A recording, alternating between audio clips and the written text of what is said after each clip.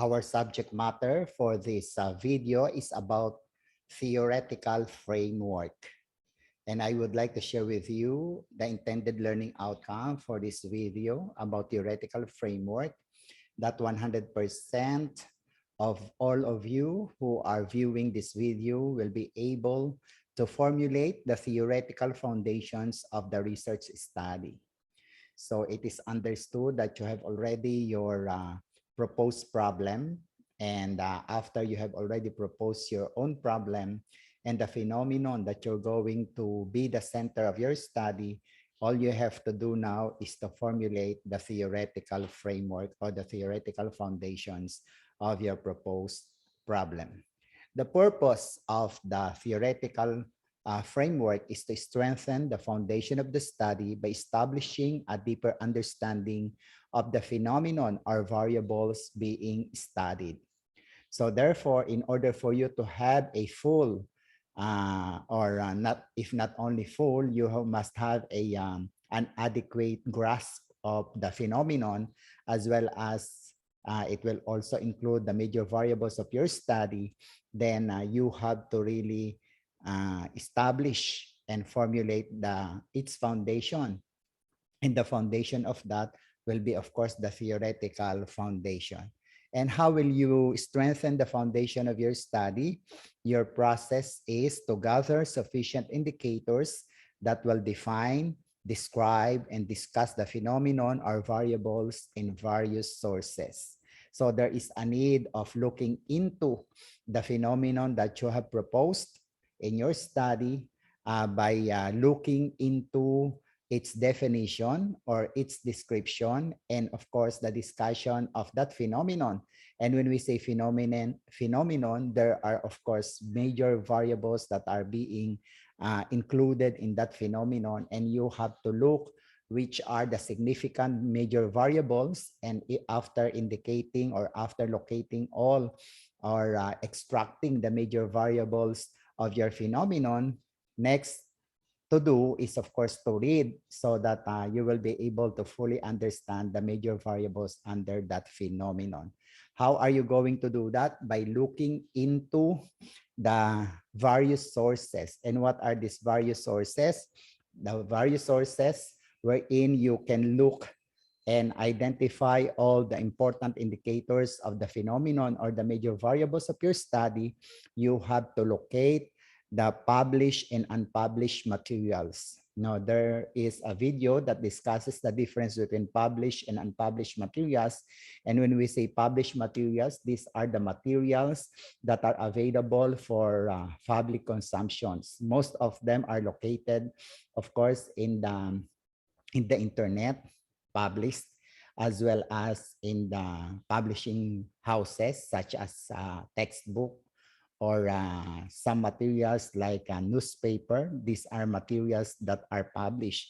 And when we speak about unpublished materials, the materials that are only located for the consumption of a smaller group, such as in the university or in the college library, these are only the things, the materials that you can find not available in the entire academic system, such as in the internet.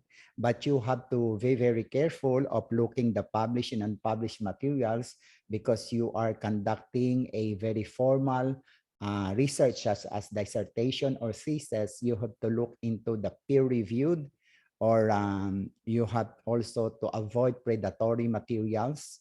So you have to look some publications as well as organizations that are really official, and they have their identity as accepted by the academe or the scholarly world. So many of them are found in the internet, as well as they can also be found in the different universities that have this publication or this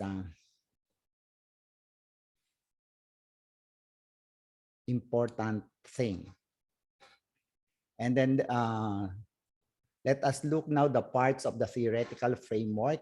And the theoretical framework can be termed differently in the different organizations as well as in the different universities and colleges that have thesis or dissertation, but commonly or generally they have the following parts or the elements of theoretical framework.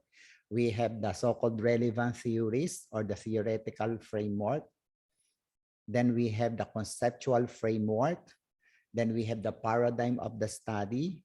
We have the review of conceptual literature, the review of research literature, and the definition of terms. These are being observed mostly in different research organizations as well as colleges and universities that, that are included in as elements of the theoretical framework. But of course, they vary in the use of terminologies. They vary in the how's the mechanics of doing them. But at least I am giving you at this point in time the general parts of the theoretical framework.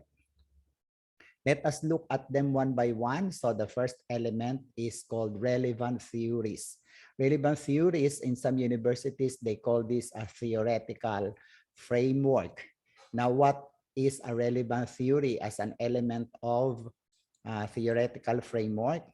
What you're going to do is to look for a very relevant theory, or if there is no one theory that will be the foundation of your study, you can look for two or more theories that will be establishing the backbone of your study. When you find the theory or the theories, you have to include the author or the proponent or the theorist himself who proposed the theory. And then you have also to look into the theory title, the title of the theory. Of course, there are many theories that you know. We have the behavioral theory. We have, of course, the environmental theory, or even the different cognitive theories that we can find not only in education, but of course in human as well as in management. There are many theories that can be found.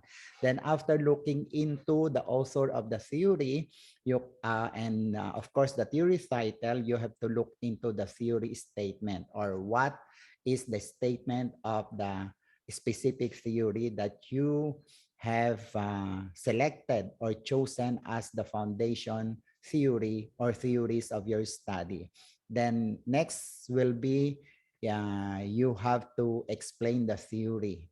In the formulation of the relevant theories, the author, of course, the theory title and the theory statement are just a repetition of what is being said in the published materials or even in the unpublished materials. What you're going to do is to copy them accurately, the name of the author as well as the title.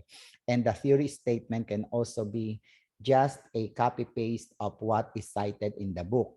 But when you do the explanation, of course, it must be coming from your own understanding of the theory. And you will now use the meta synthesis, or how you're going to paraphrase it to avoid plagiarism. And then after you have explained what is the meaning of the theory, you have to relate the chosen theory or theories to your present study. You have to include your major variables or your phenomenon in relating the chosen theory or theories to your study. So there must have a relationship. So here is one example that I will show you how you're going to make the relevant theory or the formulation of the relevant theory. So according to this study, there are 4 theories on how children learn language: behaviorism, linguistics, social interactionism, and neurobiological perspective. And this is according to Vokelich 2002. So there are 4 theories according to Vokelich. So Vokelich 2002 will be the source or the proponent of the so-called the 4 theories, and only the theory of social interaction is adopted in the study. So there are 4, but only one was selected by the researcher. So let us look at the definition of the social interaction theory. Social interactionist theory does not come from either side of the nature or nurture debate. Rather, it acknowledges the influence of genetics in parental teaching. So that's, I think, is the statement of the theory according to Vokelich. And let us look now at the explanation or the discussion of the theory. However, it shares with behaviorists the belief the environment plays a central role in children's language development. Likewise, along with nativists, it believes that the children possess an innate predisposition to learn language. Parents and teachers also support children's effort to learn language by focusing the child's attention on objects in the immediate environment and labeling each object and its action. So that's the explanation of the theory. And let us now proceed with the next paragraph, which is now discussing the relationship of the chosen theory to the study that is proposed. The social interactionist theory was conceptualized in English language since English is the Philippines' second language. This study assumed that the English performance of second-year high school students in terms of their English factors, such as social, demographic, schools, and home. Considering the generally recognized performance of students in achievement tests and poor command of the English language, this study aims to find out what influences their performance for the school year 2008-2009. So here is an example of how you're going to formulate a relevant theory. In some other terminology, relevant theory is also similar with theoretical framework. So again, you have to remember the following in the discussion or in the formulation of relevant theory. The theory or the theories, the author, then the theory title, and the theory statement. And then you have to explain the theory. And after explaining the theory, you have to relate your theory or theories to your present study, like in this example. Okay, so let us now proceed. Let us proceed now with the conceptual or the theoretical framework. So what's the difference between the two so that you will be able to understand and draw a clear line between the difference of the two important constructs. A framework is similar to the skeleton of the body. It is a basic structure or frame of reference according to Webster. So when we say framework, in human anatomy, it can be the skeleton, and it depends upon how tough the skeleton is of the body, and that will be the basis, of course, of the muscles and your own feature as an individual, and how healthy or how strong your body is. The framework has something to do with the level of health or the health status of human being. In the same with the study, how strong or how tough, how you fully understand your study depends upon your theoretical framework. So here is now the difference between the two terms. The theoretical framework is a term used in this part of the study when there is an existing theory or theories that serve as the foundation of the study. The paradigm or the paradigm used by the theories can be fully adapted in the present study. You can add or subtract variables from the original framework. So meaning, if you have in the start of your study, in your proposal, you have already an identified theory which will be the basis of the entire paper. You can call that as theoretical framework. But a conceptual framework is a researchers made framework. It can be a combination of theories or parts of a theory combined with other parts of the theory. So there is no particular theory, or there are no particular theories which will be used as the basis of the entire paper, but you are just getting one part of a theory, another part of some theories, or parts of another theory, and then you are going to have your own framework or your own paradigm, how you're going to relate all those theories in one. we call that now as conceptual framework.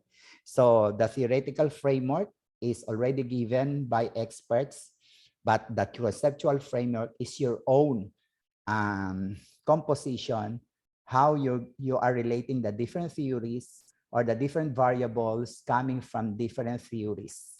Okay, so that's the difference between the two. And the conceptual framework or the theoretical framework of the study must be followed by the paradigm of the study or the paradigm of the study. What is a paradigm of the study? A paradigm of the study is a scientific imagination of the researcher, which is expressed visibly by drawings or sketches. So your drawing or how you're going to make use of the different symbols, the different text, or the different figures that will further explain your theoretical framework written in text or your conceptual framework is best understood by making a paradigm or a drawing how you're going to relate your major variables of your study. So the paradigm can be adapted if you have your theoretical framework, but if you have no theoretical framework, but you have your conceptual framework, then you have to really make a very good paradigm of your study. It is because not all people will have a time to read long discussion or narration of text, but just in one page, it is said in a capsule of the entire thesis. You just look at the drawing, you will fully understand what's the entire proposal or the entire dissertation or thesis is all about. So the paradigm of the study is the capsule of the entire thesis. When it is a capsule, it is just a one-page drawing. When used in the scientific word, the symbols to use must be specific in meaning. The usual figures are regular shapes, rectangles, circles, and squares. So you are very familiar with all these regular symbols, lines, and arrows. So when you are going to use all of them, it has general meaning. So you don't have to explain that further, but just remind the reader of what that means. And then you have the irregular shape. If you are going to put a regular shape, you must include that, but you have to establish the acceptable rationale for including that irregular figure or irregular shape, such as star, or you put a diamond, or something like you put a flower on your paradigm. It's up to you, but you have to really explain that in your conceptual or theoretical framework. A title is needed to summarize the whole paradigm. Okay, so you have your paragraphs for the relevant theories or theoretical framework, and or you have your conceptual framework. But those are written in paragraphs in text. But in order for a researcher to have a bird's eye view of the entire book of thesis or dissertation, the capsule or your drawing will explain your entire paper, how you will do the study or the research. Now, there are general formats that are generally used by researchers in the field of research. And I would like to show to you the following and how you're going to use them accurately in your study. So the first one is called the IPO model, or we call it as the input process output model. So this is the most commonly used model in making a paradigm. And you have your input. Of course, the input in this example, you have the profile of entrepreneurs, and the sub-variables, you have the age, the sex, the seminars attended, the roles of entrepreneurs as your second major variables, and then the following are the sub-variables: assessment, planning, implementation, evaluation, and the last one, the last major variable is specimen collection. Then you have your two sub-variables: performance, sales, and profit. So you will observe that the input are coming from your statement of the problem. No, or these are now your major variables that are placed as your input. And then the process means what is the process or what is the method, how you're going to describe or what you're going to do with your inputs. So in this example, the process is through the analysis of the data by using questionnaire, informal interview, and of course, by using statistical treatment. And the output, what's the output of your study, the profiles, rows, and specimen collection were determined. So input, process, output. Now, when are you going to use this one? So you can use this. You have the title, Figure 1, Determination of Entrepreneurs' Profiles, Various Roles, and Specimens. So that's the title. This is used when all problems that you have stated in your specific statement of the problem are all factor isolating objectives. So there are videos in this channel or this Paraclet TV where you're going to understand what is factor isolating objectives. So this was your first lesson discussed first before this paradigm or of this subject matter. So you have to look into that. So when all the problems that you have enumerated, you just want to describe, you just want to look into the condition or the status of the different variables, like in this case, so you are going to use the IPO model only for factor isolating objectives or factor isolating problems. The next model that is largely used in research, thesis, or dissertation, we have now the so-called the PC model or the predictors criterion model. So in this case, there are only 2 boxes, while in the previous one, you have 3. You have the IPO, 3 boxes, the input, process, and output, and you have 2 arrows. It means that there is a sequence of events that before you do the process, you must of course have the input, and before you have the output, you have to subject the input into the process in order to arrive with the output. So there are 2 arrows that have a series or that show a series or the chronological thing that you have to do as a researcher. Now, in this case, you have only 2 boxes. The first box, of course, will be the predictor variables. And you have also the second box, which is called the criterion box or criterion variable. And there is only a link between the 2 aligned. Okay, so meaning you have your first a predictor variable, the level of competences of area supervisors. So there are sub-variables under them. Under this major variable, you have the knowledge level, pedagogical skills, the classroom management skills. And then you have your criterion variable, which is the degree of productivity of the crews. And you have the sub-variable under them, performance rating, satisfaction level, and customer satisfaction. Again, there is a title, the relationship of the level of competencies of the area supervisors to the degree of productivity of crews. Now, when are you going to use this one? So you will use this when there is a relating, when you are relating and assessing 2 or more variables.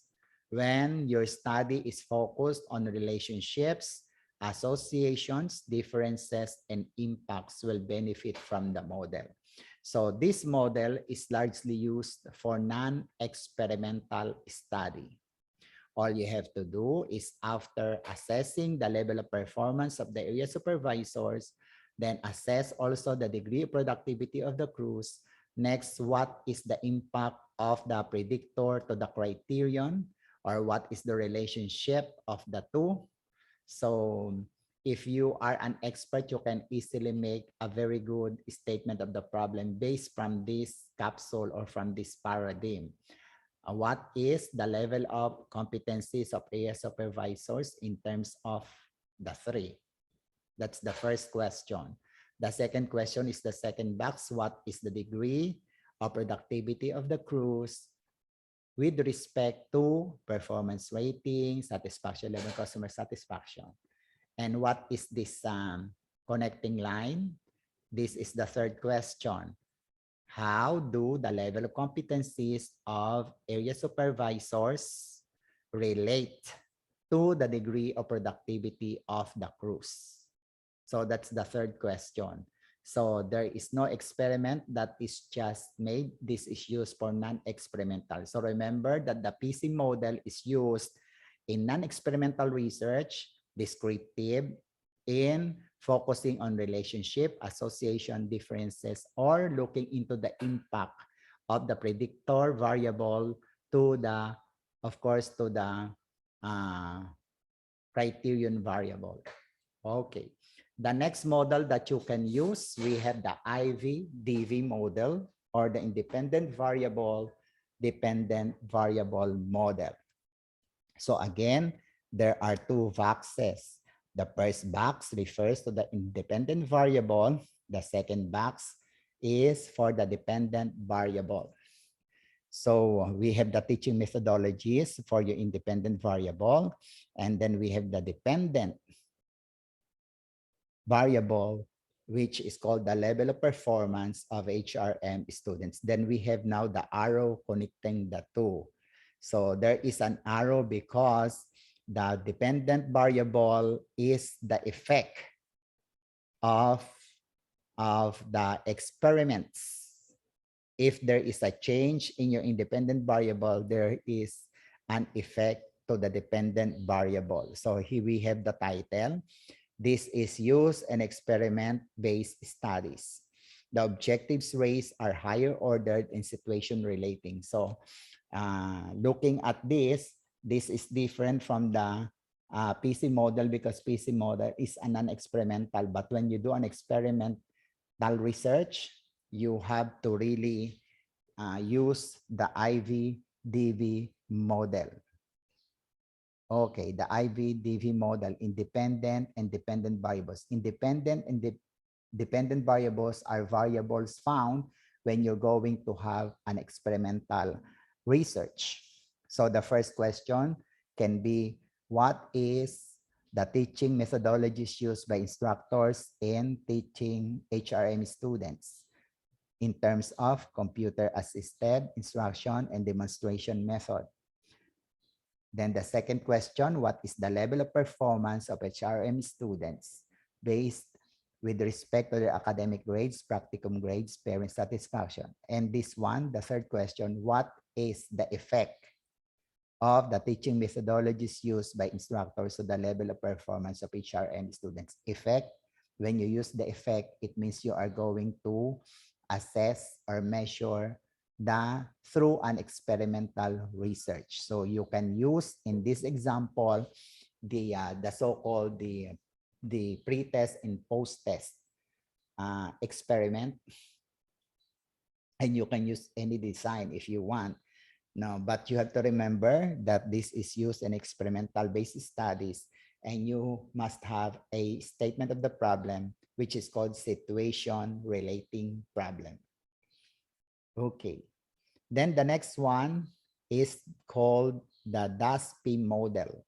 The DSP model presents to the product DSP, or the product model. So we have three boxes.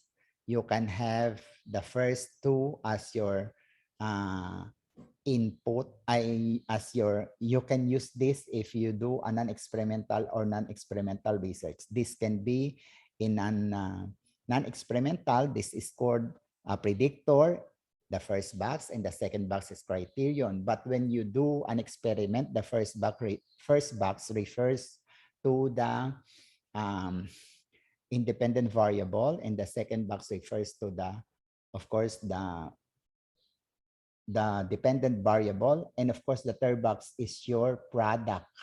Now the product or the program that you're going to present. right after assessment of the phenomenon. So you have the title, relationship of the teaching competence of clinical instructors to the level of performance of nursing students towards a faculty development program. So DSP can be a product or program. The program can be an intervention of the weaknesses of your assessment. This is used when the researcher proposes a program or an any intervention measure. This model fits the situation producing objectives. The situation producing objectives, as you have studied in the level of the statements of the problem, this is the highest level. We call that a situation producing objectives. You have to produce something out of your descriptive analysis or even in your inferential analysis. This is another model that is commonly used. Now, if you are not satisfied with the four general models, the IPO model, the PC model, then you have the IVDV model, the DSP model. The next one is the so-called the O model. Or the O model now is called the original model. So meaning the original model, because of your too comprehensive mind and very critical thinking individual. You are a very critical thinking individual. You, based from your analysis of the different literatures and the different published materials or even unpublished materials that you have read, you are not creating your own paradigm in your mind. This is original, not coming from anybody, but from you as a researcher. You use the O model. Okay, so in this example, you will see there are four boxes enclosed in a box, and then there are, of course, arrows.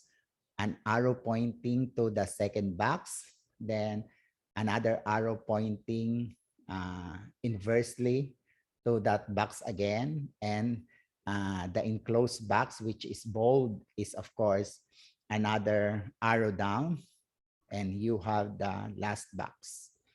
The figure here is extent of participation of the nursing students or the infection control practices basis for enhanced RLE supervisory program. So this is a model originally formulated and constructed by the researcher Kiazon in 2007. So when are you going to use this? This is used when the researcher is presenting an original paradigm. The requirement is that it must be scientific, meaning you must explain all the elements of the model, why you use different arrows, why you use four boxes, why this box, the big box, is of course is bold, and everything that is in the paradigm must be explained in a conceptual framework. So this original model is only explained in a conceptual framework. Okay, so if it is an adapted model, you can explain that clearly in a theoretical framework or in your relevant theory. So the paradigm is preceded, nauuna yung explanation before the capsule or the drawing. Okay, so that's all about conceptual framework and the paradigm of study. And I hope that you have learned much from this video. And I bless you in Jesus' mighty name. Amen.